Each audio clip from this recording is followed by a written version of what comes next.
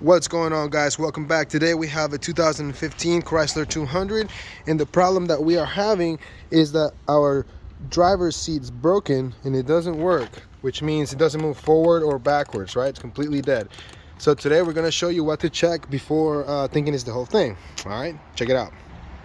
Step one is, of course, open the hood and come under the hood, and you will locate your fuel box. Your fuse box. So we're going to pry these two things and lift up and remove it.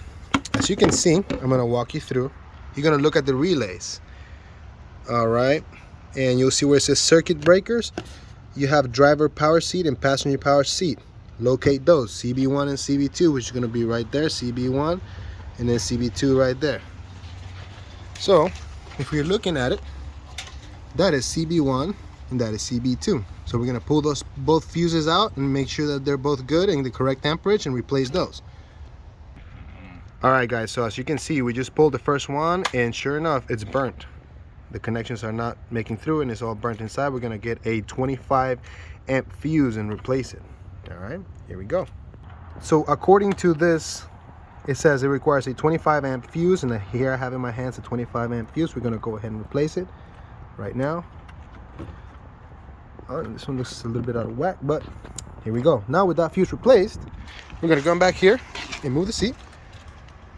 And now it works. You can adjust it. Check it out. Back, forth, everything.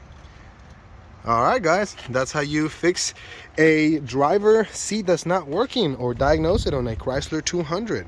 All right. Thank you so much for watching. Don't forget to like and subscribe this video.